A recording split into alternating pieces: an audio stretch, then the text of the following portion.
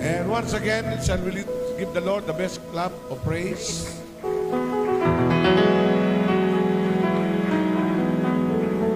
Alam niyo, pag tayo natutuwa sa isang bagay, tayo pumapalakpak. Amen.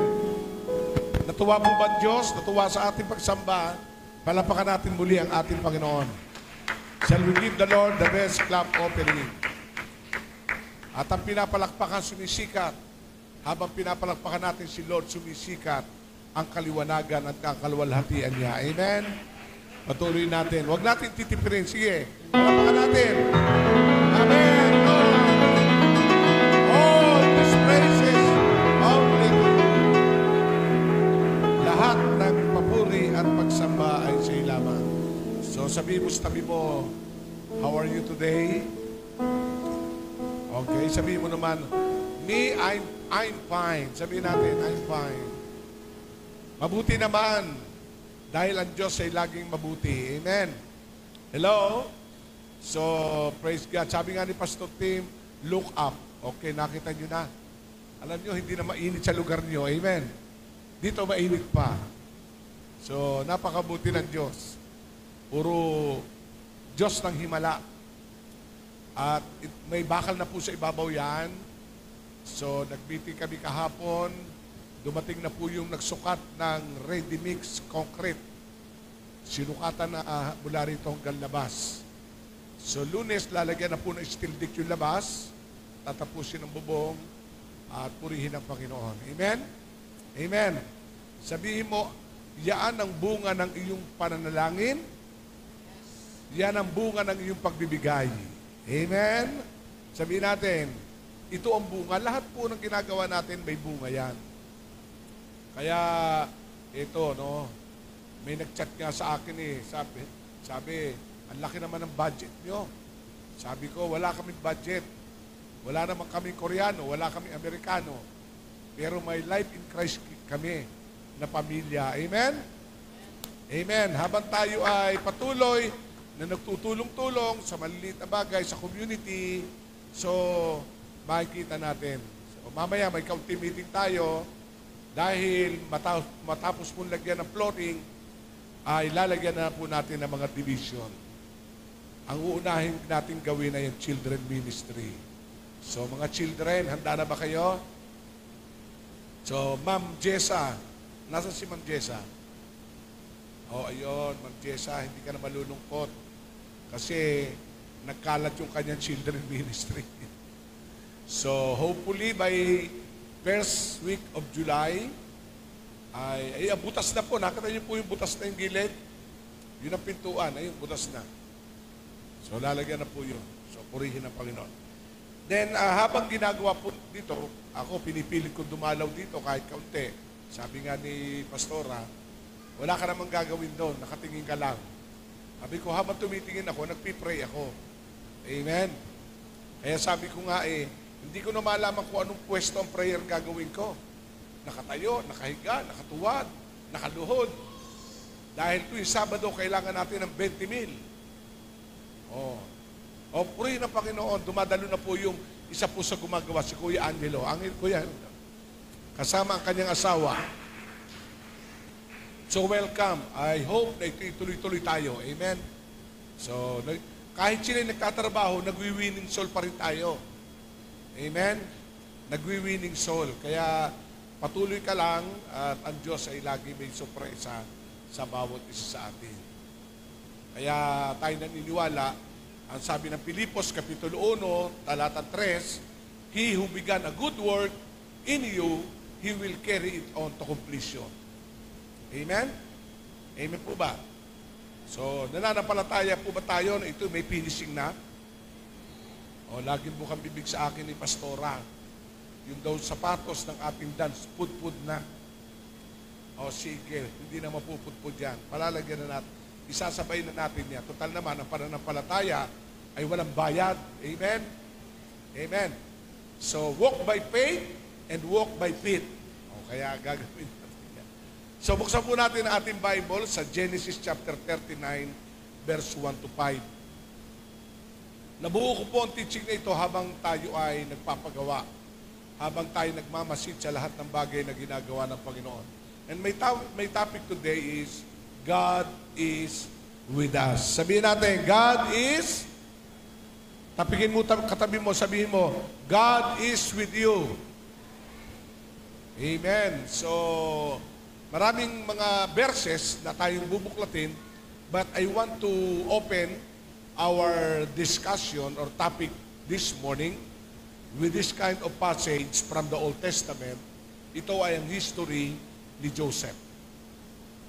Do you believe, tayo ba'y naniniwala na pag meron pong ipapagawa ang Diyos, bagamat nagsabi siya na ako'y isa sa inyo, meron siyang kakaibang pagkilos na gagawin. Amen. Amen po ba? May Diyos na nakakaalam ng lahat ng bagay. Kaya ang kailangan natin, balikan natin ang kasaysayan ng ating kakristyanuhan kung paano sila nagtagumpay. At si Joseph ay isang larawan ng pagiging anak, pagiging ama, pagiging lingkod ng Panginoon, kung paano siya pinagpala ng Diyos sa lugar na kanyang pinuntahan. Ito ay ang Ehipto. At kung paano niya pinagpala at pinangunahan ang basang Ehipto at ang kanyang pamilya ay napagpala rin. Kasi bahagi po ng Genesis, sa chapter 12, you will be a blessing. Sabi ng Bible. Sabihin natin, ikaw ay pagpapala. Yun ang pangako ng Diyos sa ating amang Abraham. No? Lahat ay magiging pagpapala. Ang sabi nga sa Genesis chapter 12, verse 4, no? Iisa-isahin natin yung mga talatang yon, ay ang magpala sa iyo ay pagpapalain ko, ang sumumpa sa iyo ay susumpain ko, at ang lahi mo ay magiging pagpapala, at ang pamilya mo ay magiging pagpapala sa lahat ng dako. Do you believe that? So, yung Genesis chapter 12, kaduksong nito yung tinatawag na generational blessing. At ito ay nangyari sa isa sa lahi ni Abraham. Ito ay si Joseph. Amen. Amen po ba? So basahin natin ang Biblia kung paano binigyan ng magandang direksyon at pangako ng Diyos ang ating mga ninuno noong unang panahon. Genesis chapter 39, verse 1. Dinalangan si Jose sa Ehipto at dooy ipinagbilis siya ng kanyang siya ng mga Ismailita kay Potiphar, isang Ehipsyo na pinuno sa pamahalaan ni Paraon, kapitan ng mga tanod sa palasyo. Sa buong panahon ng paglilingkod ni Jose sa bahay ni Potiphar, ay pinatnubayan siya ni Yahweh. Sabihin natin, pinatnubayan siya ni Yahweh. Anuman ang kanyang gawin ay nagtatagumpay. Verse 3, napasin ito ni Potiphar at tinulungan ni Yahweh tinutulungan ni Yahweh si Jose. Kaya ginawa niya itong katiwala sa bahay at sa lahat niyang ari-arian. Mula noon, dahil kay Jose, ay pinagpala ni Yahweh ang buong sambahayan. Sabihin nga natin, mula noon, dahil kay Jose, ay pinagpala ni Yahweh ang buong sambahayan ni Potiphar, pati ang kanyang mga bukirin. So, katulad ng sabi ko, ikaw ay magiging pagpapala, di ba? Sabi ng Genesis. Hello. Dito ko nakita mga kapatid, na merong generational promise ng Panginoon na ikaw ay magiging pagpapala kasi yung bahay ng Potiphar ay hindi namang Christian totally. Hindi naman talaga naniniwala sa Diyos na talagang yung Diyos ni Jose. Nakuha niyo ba? Pero ni-recognize ni Potiphar ang Diyos ni Jose sapagkat may kakaibang tawag si Jose. Nakuha niyo po ba ako? Hello? Kaya makikita natin dito sa isang lugar o sa isang pamilya sa inyo, ikaw ay nagiging pagpapala sa pamilya mo. Sabi mo ulit, tabi mo, ikaw ay pagpapala sa pamilya mo. Kaya napakahalaga na maunawaan natin ito. Why? Because God is with you. Even though Potiphar is not a perfect leader, even King Pharaoh is not a perfect leader, even the family and the nation of Egypt is not perfect or mali sa harapan ng Diyos. But because of one man, God give him direction to the Egypt at nagkaroon ng kaligtasan. Di ba? Alam natin ang istorya. Siya hindi inaasahan ay nagkaroon ng tinatawag na pagbebenta kay Jose ng mga Egyptyo, yung kanyang pamilya. At yun ang ginawang kaparaanan ng Diyos at siya mapunta doon sa Ehipto. Yung pala may dahilan kung bakit si Jose ay hinayaan ng Diyos na makaranas ng kakaibang experience dahil merong gagampanan si Jose sa bansang Ehipto. Sabihin nga natin, may gagampanan. Kaya yung kagampanan yon ay nangyari, alam natin, ang istorya niya. Ibinenta, nabilanggo, pero napakaganda ang salitang ito na nais kong inyong magrema sa atin. Ano ang sabi ng verse 3? Napansin ni Potiphar na tinutulungan ni Yahweh si Jose. Nakuha niyo po ba ako? Mapapansin. Kaya kung tayo yung isang Kristiyano, mananampalataya ng Panginoon, pansinin mo, hindi naman mo itinataas ang sarili mo. Hindi mo itinataas ang church na sinisimbahan mo. Pero pansinin mo, may pagbabago ng buhay na nagaganap sa iyo. Damay ang pamilya mo. Tama? Nakuha niyo po ba ako? Hello? May pagbabago. Bakit?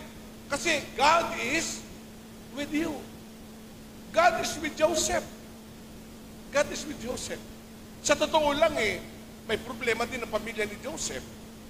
Dahil merong inggitang nagaganap sa pamilya ni Joseph. Dahil ibinenta nga at niloko pa ang kanyang ama na kinain daw ng hayop. Pero ang totoo lang, ibinenta nila. A lot of perfection ang pamilya ni Joseph. A lot of perfection ang Egypt. But praise God, there is one man na tumayo at ang Diyos ay sumasa kanya. Kaya sabihin mo, don't give up. God is with you. Kaya may pagbabago na nagaganap at magaganap sa iyo at sa iyong pamilya. Pumikit ka sandali, bumalik ka lang 10 years. Pumikit ka lang sandali. Balikan mo yung 10 taon mo na nakalipas. At pagkumparahin mo ngayon, masasabi mo, God is with me. Sabihin nga natin, God is with me. Kaya yun ang bahagi ng kasulatan. Kaya sabi ko, Lord, salamat sapagkat may Diyos na nagtiwala. Salamat dahil may Diyos na gumagabay. Salamat dahil may Diyos na sumasa amin. At mapapansin, sabi ng Bible, napansin ni Potiphar na si Joseph ay sinasamahan ni Yahweh. Kaya anong ginawa niya? Binigyan niya ng authority, ng kapamahalaan, na hawakan ang lahat ng pananalapi, ang lahat ng meron ang bansang Ehipto para panganahan ng Joseph. At dumating na yung panag-inip kung bakit si Joseph ay dinala at pinagpala. Bakit? Dahil nakaranas ang bansang Ehipto ng 7 taong kasaganaan at 7 taong paghihirap. Sabihin natin, 7 taong kasaganaan. 7 taong tagtuyot, walang ulan, walang tubig, walang ani. Pero dahil si Joseph ay sinasamahan ng Diyos na nakakaalam, hindi ng 1 taon, na hindi ng 5 taon, hindi ng 7 taon, nakakaalam ng bawat taon, handa niyang ihanda ang tao sa bawat panahon.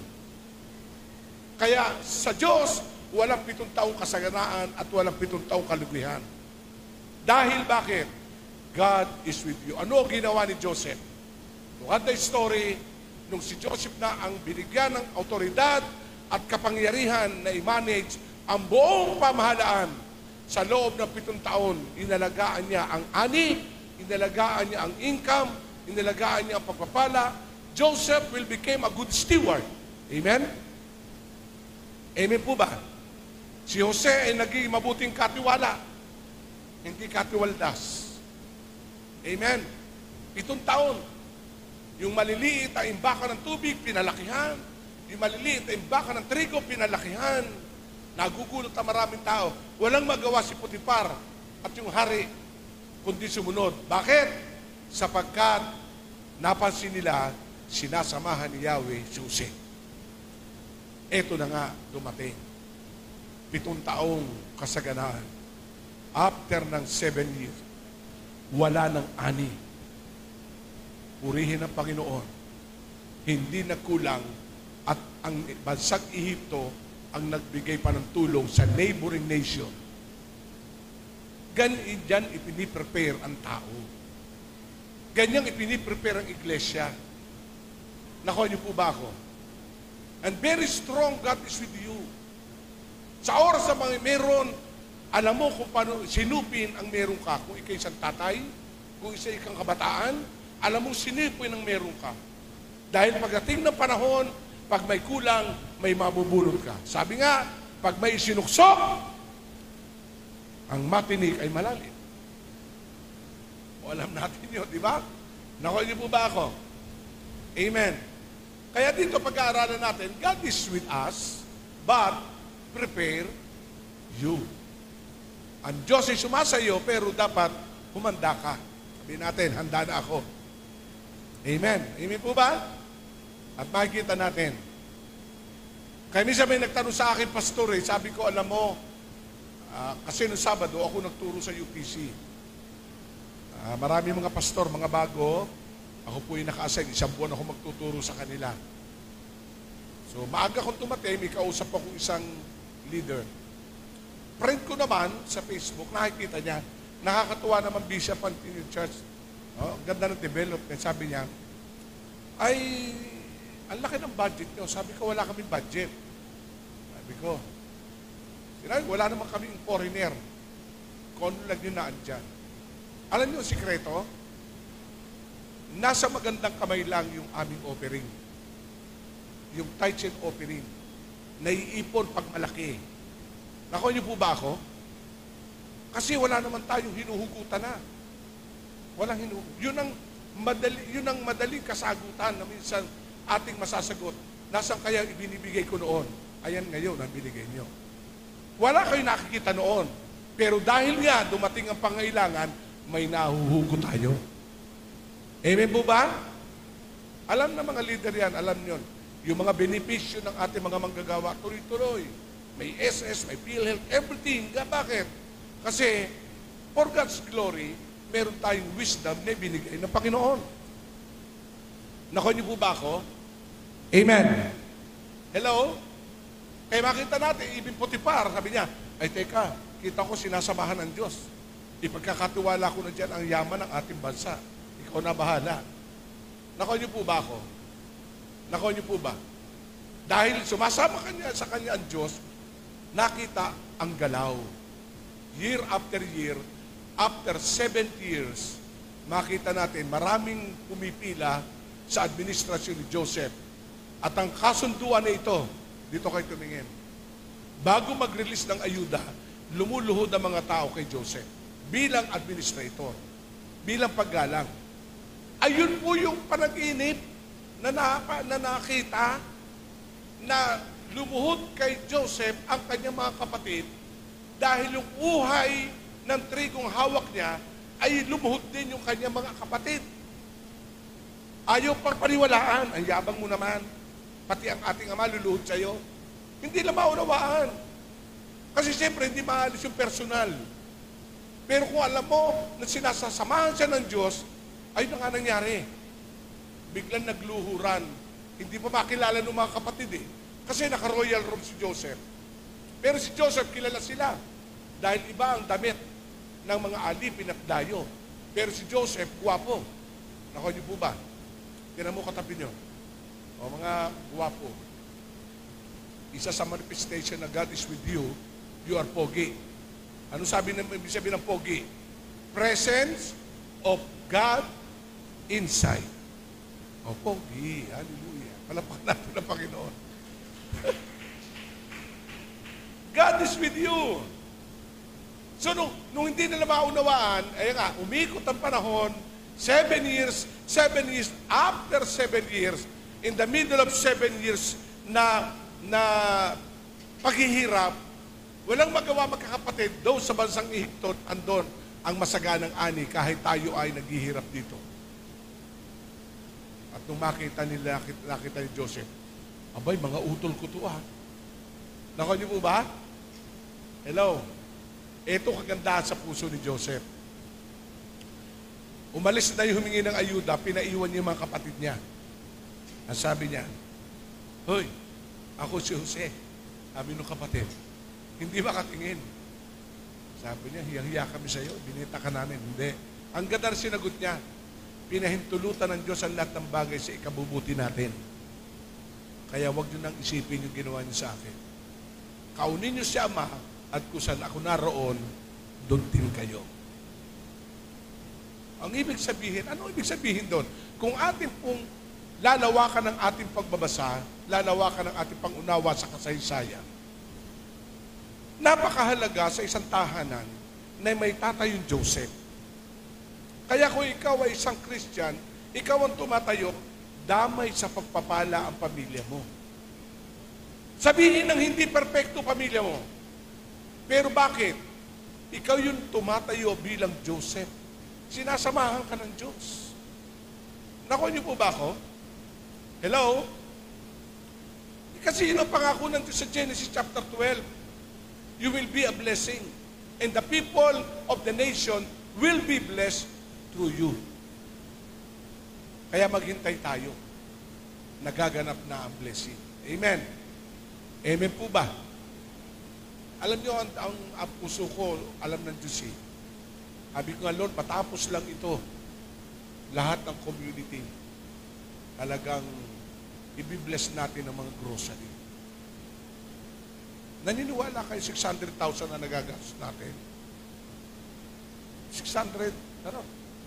Eh magkano lang ipon natin? 280. Plus yung winidraw sa ating kabanantipan. Pinapirmahan sa PINAC. Ang ginawa ng PINAC, pinirmahan. Ang natira nila sa bangko ay maintaining balance. Pero ba't nagdidiretso? Because God is with you. No? Kasi linggo-linggo nagbibigay kayo eh. Amen? Amen po ba? Kaya makita natin, God is with us. Dito sa mga talatang ito, nais kong buksan, let us go to our main point. Romans chapter 8, verse 31. Let us proceed and read. Ang sabi po ng Romans chapter 8, verse 31, what then shall we say to these things? If God is with us, who can be against us? Wow. No? Lakas nga natin. What then shall we say to these things? Ano masasabi natin dito? Kung ang Diyos ay napanig sa akin, sino lalaban sa akin?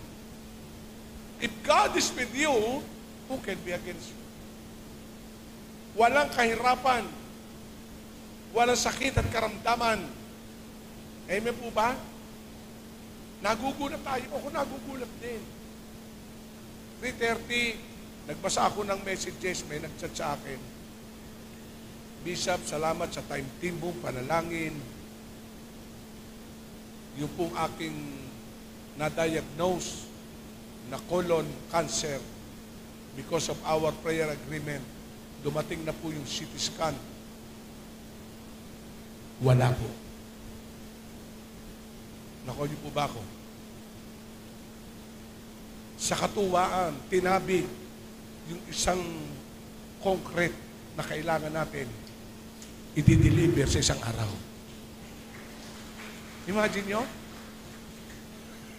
Kaya sabi ko, Lord, himala pa, may magtatanim pa dyan. Nakuha niyo po ba ako? Kailangan natin 2 load. Ang isang load, 40,000. Ay 2 load. Pastor Cora, kasama niyo yung likod, ano? Lahat na yon? Ha? O, 76. Nakatawad pa Pastor Cora. Makusa ito, para kang Bombay. Ang alam ko, 80. O 76. Anak, pati yung likod, ano? O lahat. Kasi bubuhusan lahat yan eh.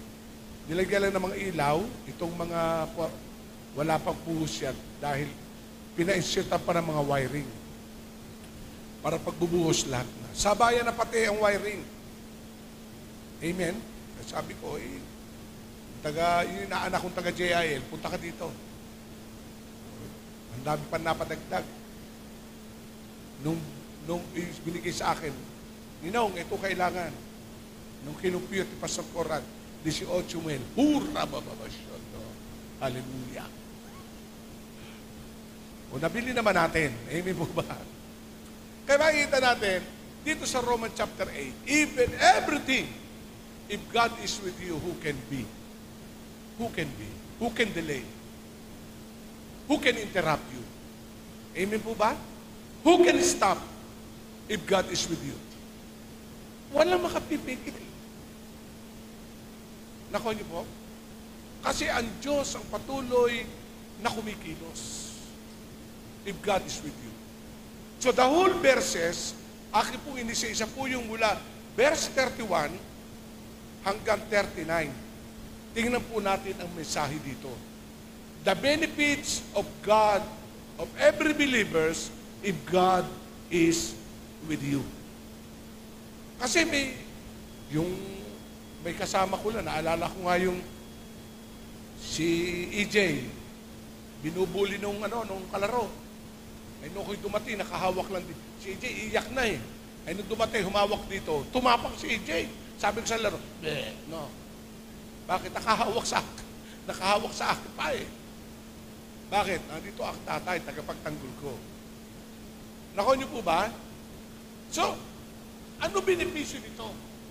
The benefits when God is with us. Kasi lahat ng bagay may benepisyo, by the way. Amen? Uminom ka ng vitamin, may benepisyo. Lahat may benepisyo. Pero, ang mataas sa benepisyo, tingnan natin doon sa Romans chapter 8, verse 32 down. Ano ang una? If God is with you, ano sabi dito?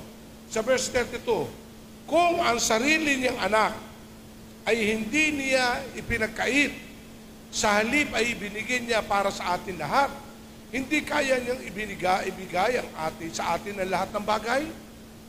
What kind of benefits? The first one is, God give us the assurance. Sabihin natin, God give us the assurance. Kasiguruduhan, hindi tsamba. Kaya sabi ko nga sa mga leader at sa mga life family, sa atin walang swerte. Huwag mong sasabihin, good luck. Walang swerte po sa atin. We are blessed. Amen? Hindi ka maswerte kasi ang swerte minsan hindi. Pero ang word sa atin, may assurance ang Lord. Kung ang sarili niyang anak ay hindi niya pinagkait. Oo nga naman. Di ba? Kung ang anak niya, nangangailangan ng tao ng kaligtasan, kailangan mayroong tumindig sa mamagitan. Nagdesisyon ng ama na ibigay. Kaya sabi diyan, kung ang sarili niyang anak ay hindi niya pinagkait, sa halip ay binigay niya para sa atin. Lahat, sabihin natin, lahat. Hindi kaya niyang ibigay sa atin ang lahat ng bagay? Hindi ba kaya? Sabi mo. Meron bang hindi kayang gawin si Lord? Sabi mo, lahat ay magagawa niya. Di ba sabi ng Bible, ang isipan ng hari ay para lamang tubig sa kanyang harapan, kung siyang ibig doon padaluin ay doon dadaloy, and that is the power of God. Nung si Jesus ay naandun sa bangka, samantala ang mga disipulo ay nakaiglip, at akala ng mga tao, si Jesus Christ tulog, at sabi mga disipulo, ay, mamamatay tayo. Oh, Jesus, wake up. Nung bumangon si Jesus, sabi gano'n, nasaan yung pananampalataya nyo? Kasama niyo ako. At pagkatapos, pinatigil niya ang hangin, pinatigil niya ang alon, pinatigil niya ang ulan. Nagsalita sila Pedro at ang mga disipulo. Sino ito? Pati ang tubig at alon ay sumusunod sa kanya. Walang isip ang tubig, walang isip ang alon. Pero ba't sumusunod kay Jesus? Bakit? Because Jesus is the mighty one. He is a mighty God. If God is with you, there is an assurance. Mayroong kasiguraduhan na kung saan ang kanyang bugtong na anak ay naibigay niya, ano pa kayo pangailangan mo? Nakuha niyo po ba ako? Amen po ba? Ano ba yung pangailangan mo? Ay magugulat ka. Sabihin natin, magugulat. Mararanasan mo ang kagulat-gulat na pagpapala. Amen po ba? Sabihin mo, mararanasan mo yan, magugulat ka na lang. Yan ang naranasan ng mga taga-Ehipto. Na makikita mo, Lord, oo nga naman. And that is number one. The benefits of God is with us. There is assurance. Walang swerte. Pag ito'y para sa iyo, para sa iyo. Hello? Ako, may kaibigan nga na caregiver eh. Caregiver sa Saudi. Ang tagal na panahon. Nagsilbi siya sa isang Arabo. Na-stroke, nakarecover, na-stroke, hiniwalay ng mga asawa, yung Muslim. Naglingkod siya. Yung pupo, nililinis niya. Lahat. Gusto niyang umuwi na. He's a Christian. Alam niya ang kanyang trabaho. He loves her word. Sacrificially. Pero alam niyo ang himala.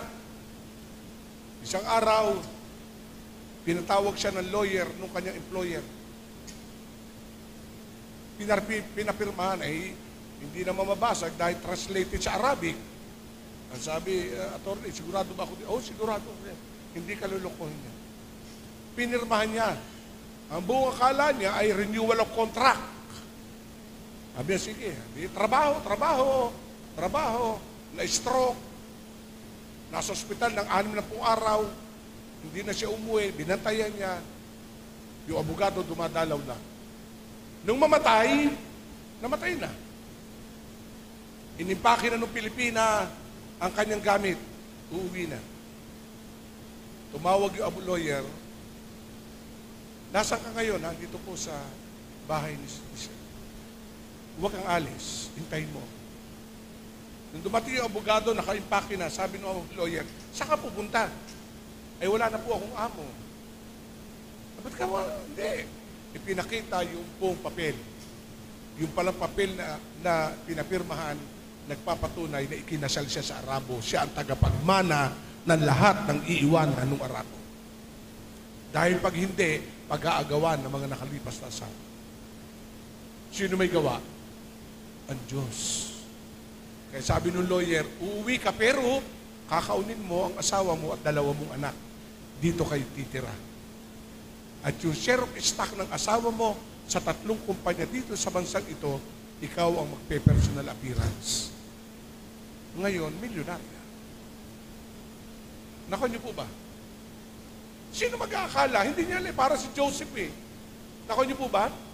Why? God is a God of promotion.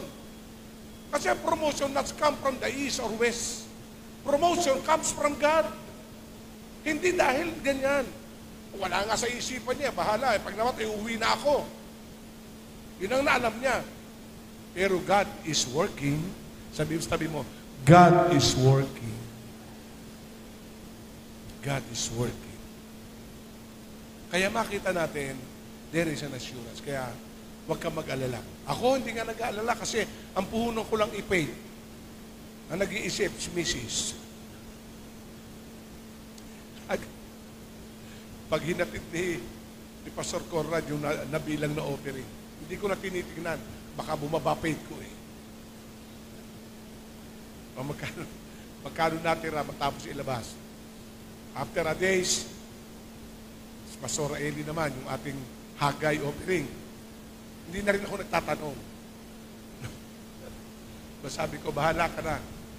So, kailangan natin ng 20 mil ko yung Sabado. At kailangan natin bayaran na. Pero, O ayan, naandyan na ang gumagawa. Wala kami utang sa inyo, di ba? O kaya hindi pa. Nakakapag-advance pa nga yung iba eh. Sabi ng isang welder, Pastora, ay kailangan ko yung birthday ng asawa ko eh. Baka pwede mag-advance ng 2,000. Ay, sige. Tumingala ka lang, Lord. O, di ba? Amen? Kasi merong assurance. Kasi, minsan, double-minded. Ano sabi ng Proverbs? Trust in the Lord with all your heart. Do not lean on your own understanding. Ang number one kaaway natin, your own understanding. Amen? Ano sabi ng Proverbs?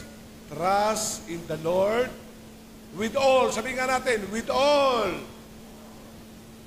your heart. Do not lean in your understanding. In all your ways, acknowledge Him. And He will direct your path. Amen? Magugulat ka na lamang. God is a God of direction. Okay? Amen po ba? So, palapakan natin ang Panginoon.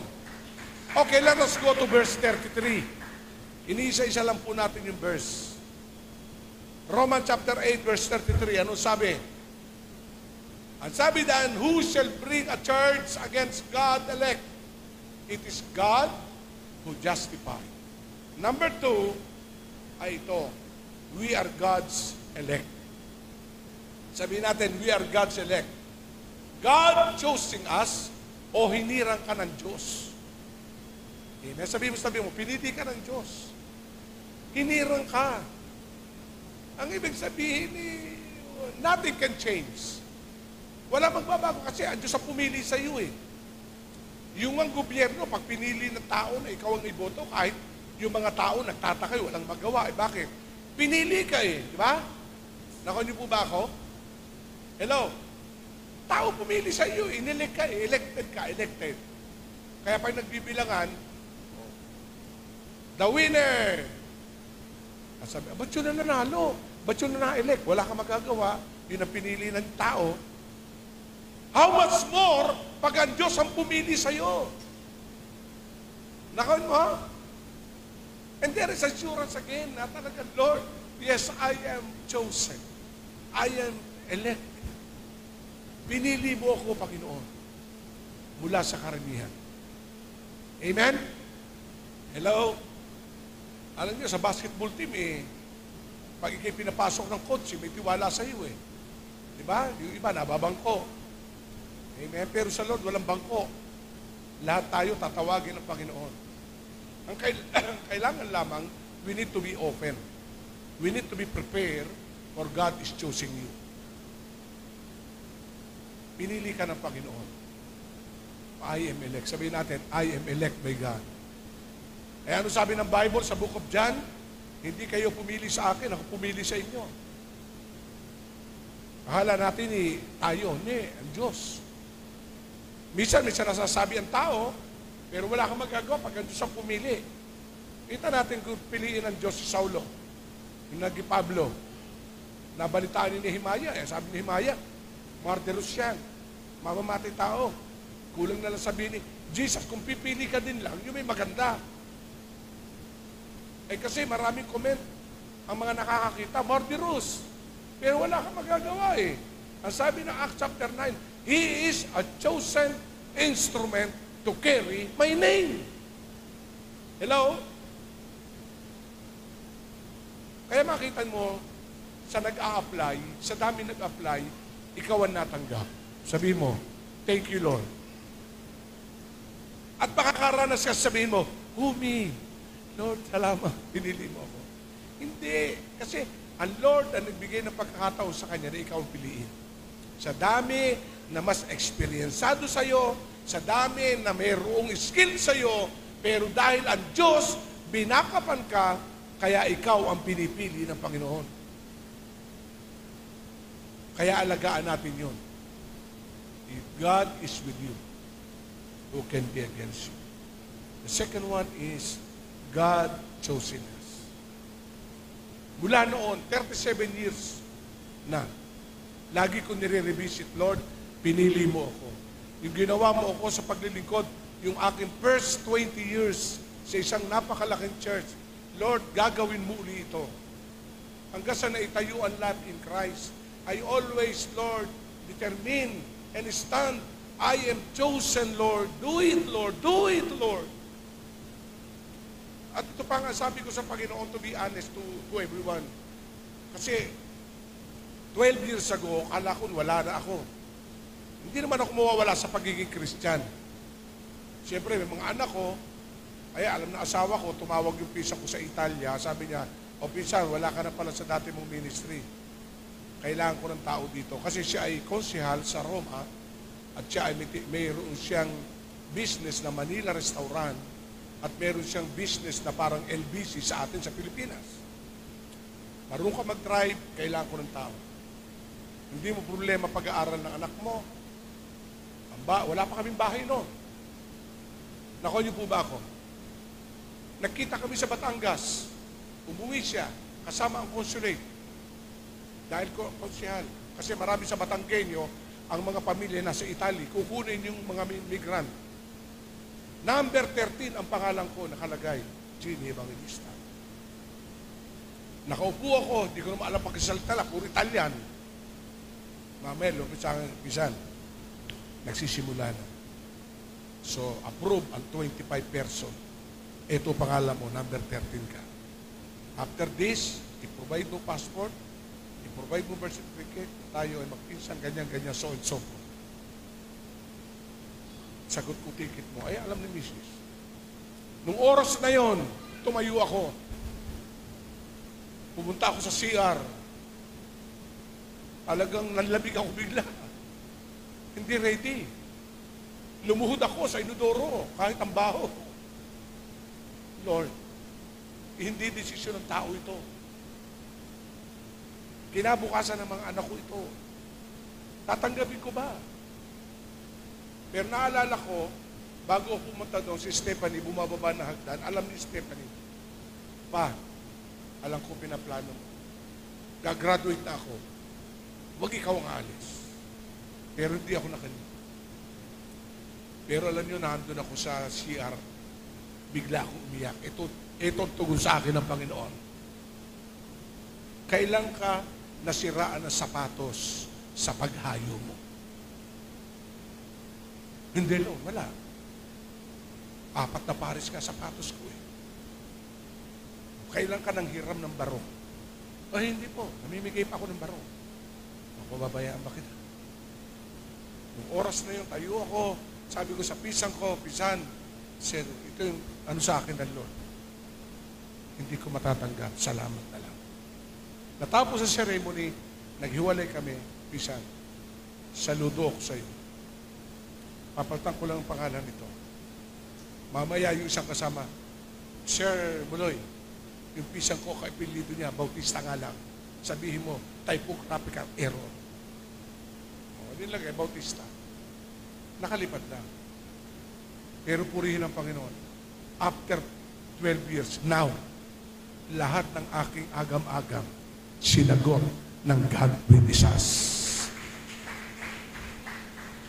God is with us. Kaya sabi ko, Lord, napakabuti. Kaya if God is with us, who can be against us? First, there is an assurance. The second one, sa verse 3, makikita natin, I am God's elect. Lord, kung talagang pinili mo ko. Kaya nung magsimula kami sa ministry, ginather ko na. Ayan, sila Pastor Ira, sabi ko, anak, we will start kahit ilang young people yan. Ginagabi tayo ng alas 11 ng gabi, di ba anak? Alas 11 ng gabi, pinapatulan namin ang Lucky Me Pasit Canton, tsaka kape. Ano, Maki? Kami nagsimula. Nangyari, giniyera pa ako isang araw. No? Na talagang ang dami nangyari. Pero this word, rema to me, I am choosing you, you are elected. Nobody, no people and anybody can stop your calling. Amen? Ganun din kay Joseph. Sad lang ang magulang, hagad lang ang mga anak, pero nobody Pag talagang para sa'yo, walang harang na hindi kayang lampasan. Ito ay para sa'yo. Sabihin natin, para sa'yo. You are elect. You are chosen. Sa dinami-dami. Okay, number 4. Number 3. Verse 4. Romans 8:34. Ano sabi ng Romans 8:34? Who is the one who condemns? It is Christ who died, and furthermore, is also risen, who is even in the right hand, sabihin natin, right hand of God, who also make intercession for us. Ito, number 3, ang isang napakaganda. Jesus Christ is our intercessor, tagapamagitan. Bakit? Hindi tayo perfect sa Ama. Pero because Jesus Christ always is standing in the middle of the Father and you, Jesus Christ interceding you, Jesus Christ helping you. At kaya nga, si Jesus ang pumapagitna lagi sa atin. Amen? Si Jesus ang pumapagitna. Kaya makita natin dyan sa talatang yan, sino ang hahatol at magpaparusa. Kasi si Jesus ang tagapamagitan eh. Amen? Nung araw, ang tagapamagitan ng Israel, si Moses. Pinili ng Diyos si Moses to lead the Israelite. Pinili ng Diyos si Abraham. Pinili ng Diyos ang mga great men of God bilang tagapamagitan between God and the Israelite.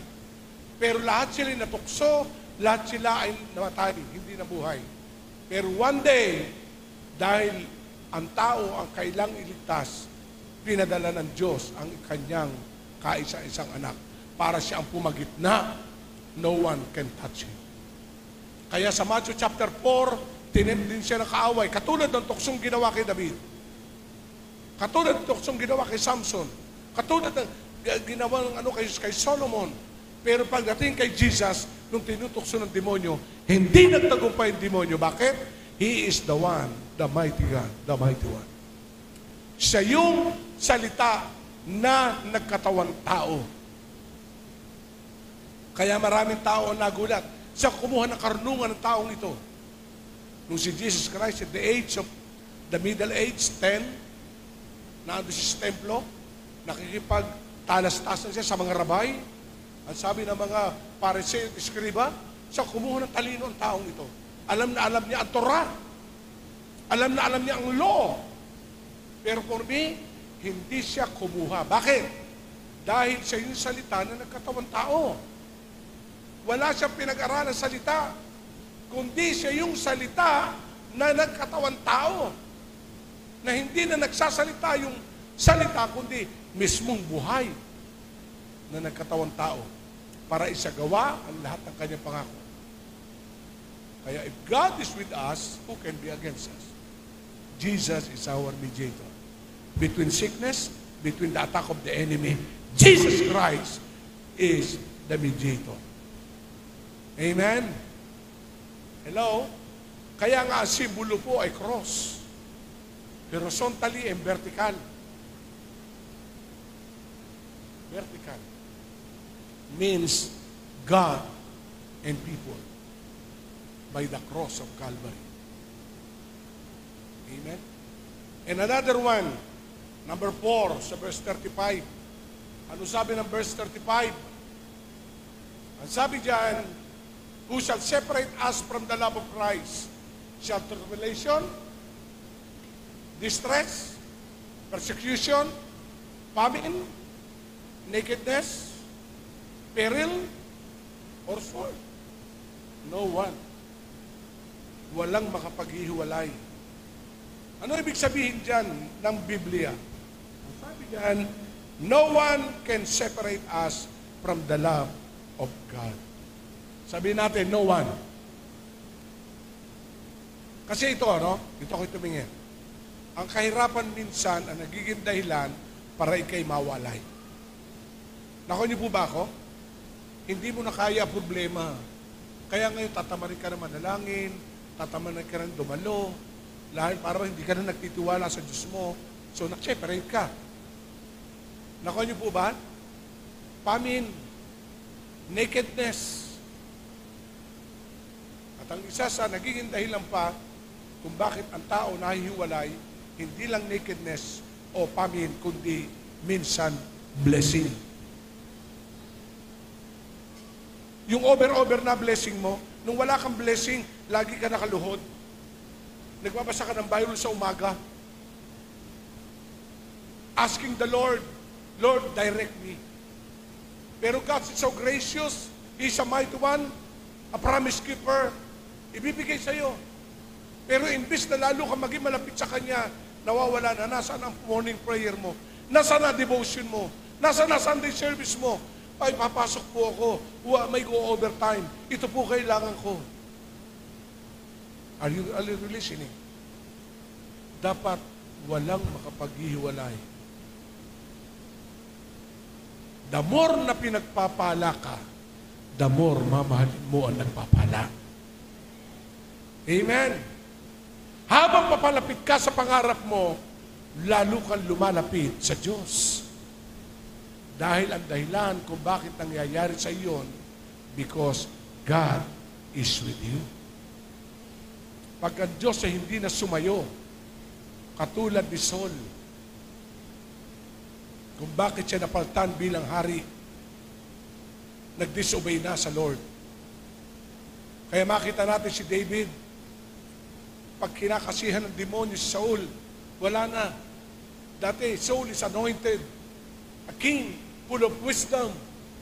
Pero nakain ng kanyang fame, nakain siya ng treasure. Kaya pag siya sinusumpong at inaatake ng kaaway, si David, pag tumutugtog, nawawala. Pero makita natin, nung nawala na ang anointing, nawala na ang Diyos sa kanya, hindi pwedeng maputol ang ipapagawa ng Diyos. Ano ang nangyari? Ang Espiritu ng Diyos ay sumanib kay David. Kasi nung unang panahon, ang laki ng pagkakaiba ngayon. Nung unang panahon, kung sino pinili ng Diyos, nasa kanya Espiritu ng Diyos. Pero sa ating kapanahunan, napakaganda. Hindi na sa pastor naroon ng Espiritu, nasa iyo Espiritu, nasa bawat isa. But we need today to be closer and love God with all your heart. Amen. Yan ang kagandahan ngayon, na hindi katulad nung araw, na pag na kay Saul, wala. Nung nawala kay Saul, na kay David. Kaya ano sabi ng pundasyon, during the time of Samuel, ang batayan ng tao ay sa labas, tumitingin, pero ang Diyos sa puso. What is the meaning? As I close from this point, what's your heart? Kaya ka pinagpala ng Diyos may nakita sa puso mo. At pagyaanan na wala, bantayan mo ang sarili mo.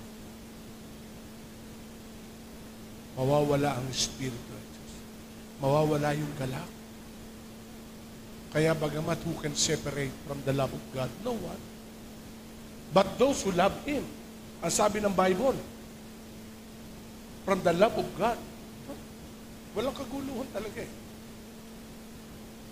Lalo kang mapapalapit. But we need to do to be closer. Amen? Amen ba? Ano man ang naranasan natin, be closer to the giver. Be closer to the King, not only to the kingdom. You will experience the kingdom living if the King reigning in our heart. Because everything under the property of the King. Tayo katiwala lang. Katiwala lang tayo. Kaya ako, tinitingnan ko, 2 years from now, o 1 year, bago matapos ang December, ang pintura mo ng church, hindi yan. Pundasyon lang nilagay. Pure white ang gagawin natin dito. Air condition sa bata, admin room, air condition. Kasi darating araw, kalahating araw na magbibilang kayo ng pera. O, di ba? Ang tithes and offering, pwede na GCash, nakalagay dyan. Your tithes and offering, GCash. Amen? High-tech. Bakit? Sabihin niyo, bakit? Dinala tayo ng Diyos sa lugar na ito, hindi aksidente, na naandyan ang highland. Pag ang maraming taong mga milyonaryo nagpagawa na ng bahay dyan na Christian, pagbaba niyan, maghahanap ng church. At pag nakita nila dyan, meron palang Christian church tayo dito. Dalo tayo. At magugulat ka one day, may mga pagpaparadahan dyan. Amen. Kaya inihahanda lang ng Diyos ang life in Christ sa greater things.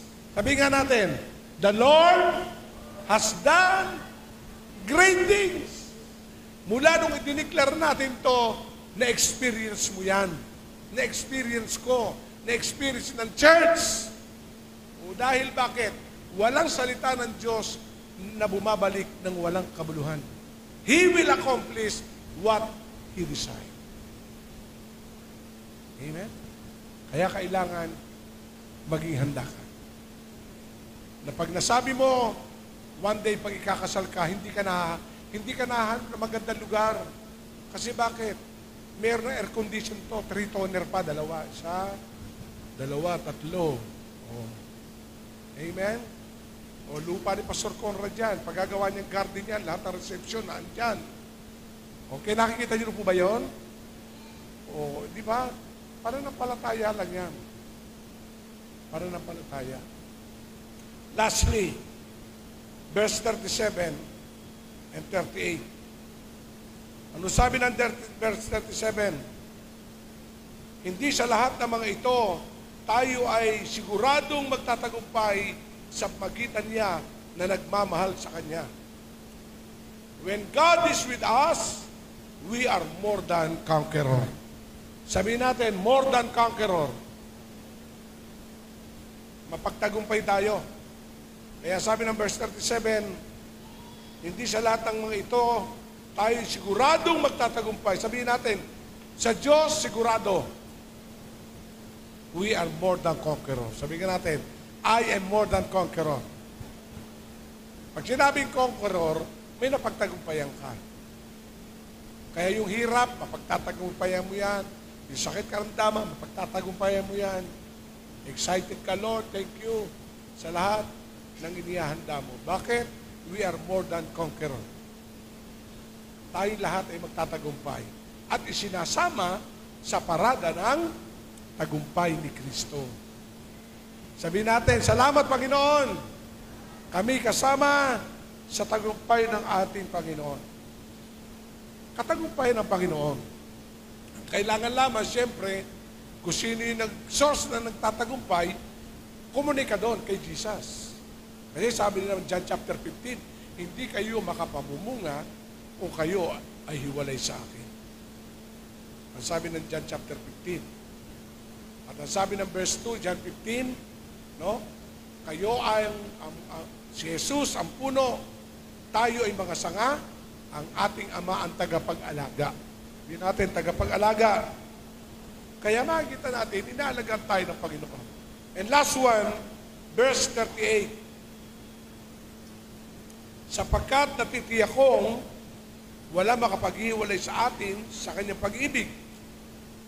Kahit kamatayan, buhay, mga anghel, mga pamunuan, o ang kapangyarihan, ang kasalukuyan o ang hinaharap. Wala pong makapaghiwalay. Kaya gawin tayo matatag hanggang wakas. Sabi nga natin, gagawin niya tayong matatag hanggang wakas upang matagpuan tayong walang kapintasan sa araw ng Panginoong Jesucristo. Ano sabi ng unang Korinto, last verse, 1 Corinthians chapter 5, chapter 1, verse 5 to 8. Ano sabi dyan? Dahil, sabay-sabay natin pumasahin, everybody read. Dahil kayo ay naging masagana, okay, verse 6. Okay, ang katotohanan patungkol kay Kristo ay pinagtibay sa inyo. Verse 7. Kaya, hindi kayo nagkulang sa anumang pagpapala. Sabi mo, hindi ka makukulang. Di ba? Habang hinihintay ninyong bumalik ang ating Panginoon Kristo. And last verse, kayo'y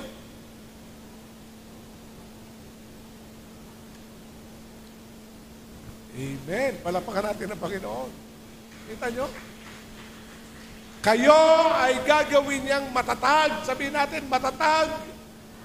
Walang manghihinang life in Christ. Walang manlalamig. Walang tatalikod. Amen. Lalago ang life in Christ. Mula doon sa kanyang pananampalataya, walang maghihirap na life in Christ. Ang mga anak makakagraduate. Amen. Yung nakagraduate, magkakatrabaho. Yung mga professional, magkakaasawa. Praise the Lord. At yung mga nag-asawa, magkakaanak. Walang baog. Magkakaanak. Amen. Yan ang pangako ng Panginoon. Ano, Sir James? Magkakaasawa, ha? Anak. Ano sabi? Alam nyo, ako'y umiiyak habang binabasa ko ito. God is so concerned. Imagine. Ano sabi ng Bible? Kayo'y gagawin niyang matatag hanggang upang matagpuan kayong walang kapintasan sa araw ng ating Panginoon. Kaya kung dito sa lupa'y sama-sama tayo, pagdating sa langit, praise the Lord, hallelujah. Sabihin mo, hahanapin kita doon. Oh. Amen? Kasi alam nyo, inihan, kung tayo, sabi nga sa Kolosas, kung tayo may bahay sa lupa, may bahay tayo sa langit. Kung tayo ay may katawan sa lupa, may katawan tayo sa langit. Sabi ng Aklat ng Korinto, Kapitulo 5. Kaya life in Christ, nothing to worry. God is with us. Shall we all rise? Ngayon, magpasalamat tayo.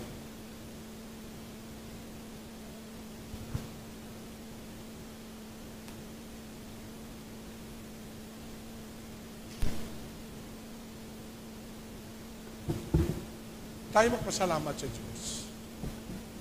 Hindi tayo iniwanan ng Panginoon. May mga sandali na mga dati mo kasama, iniwanan ka. Mahal mo sa buhay, namatay.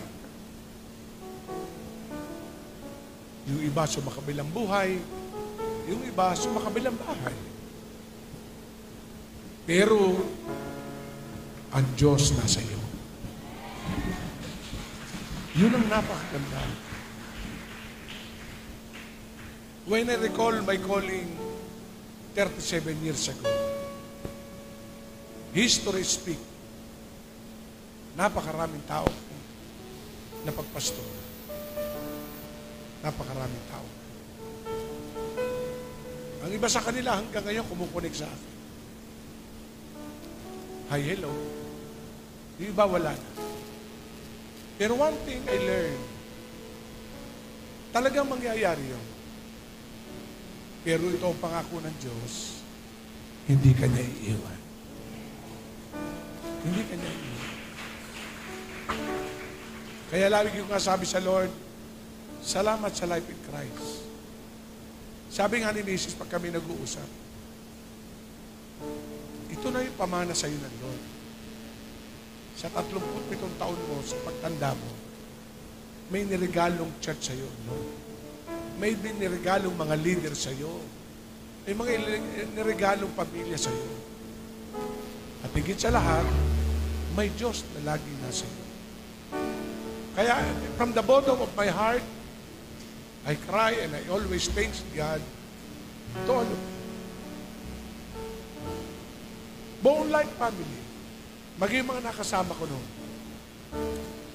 Pag kami nagkakasalubong at nagkikita, I acknowledge, thank you. Part ka ng buhay. We need to remember, but we need to be grateful to them. Dahil naging bahagi sila ng buhay. Ang mahalaga, kung meron tayong natitirang ilang buhay, ang Diyos ay nasa iyo. He fulfilled His promises. And now, wala akong na mahingi sa Lord. Kasi yung aking hinihingi apo, meron na eh. Pero ay pumayag ni EJ, Papa, may Noah ka pang hihintay. Sabi ko, tumigil ka. Sabi, matitikman ko pa yung unang sweldo ni Yuri. No, diba? So God is gracious. At next month, graduate na ang bunso namin.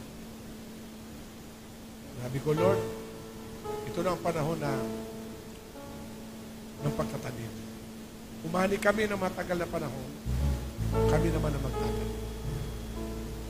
Dahil sabi ko, Lord, lahat ng ito'y para sa iyo. And God is with us. Amen? Ngayon, na-express natin ang love.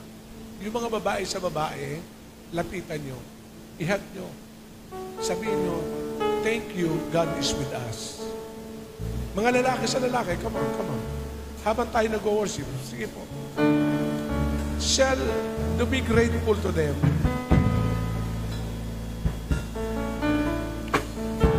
Oh yes, oh Lord. Thank you, Lord, for your love. Thank you, Lord, for your kindness. You are my King.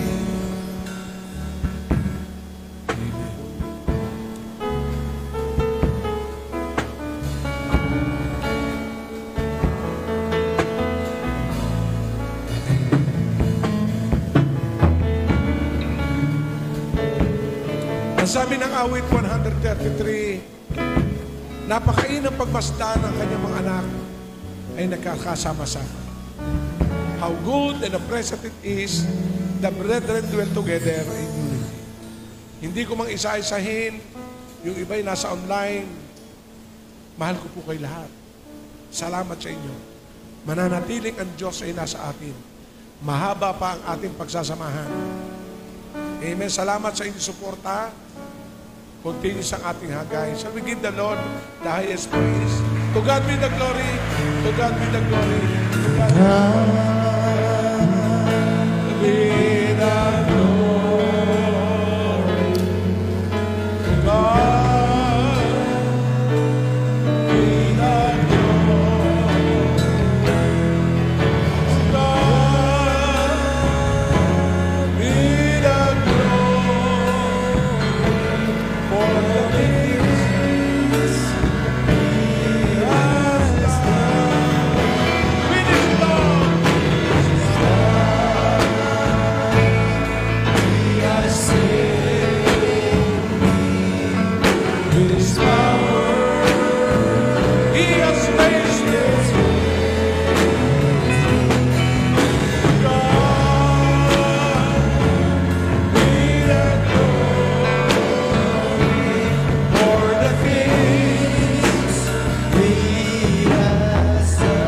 Dakilang Diyos, maraming salamat.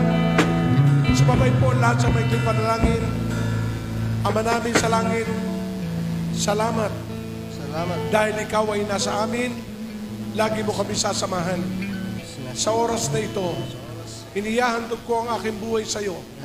Patuloy mo akong pangunahan at tinatanggap kita bilang aking Diyos, aking tagapagligtas. Inihahandog ko ang buhay ko sa iyo. Ang aking pamilya ay sa iyo.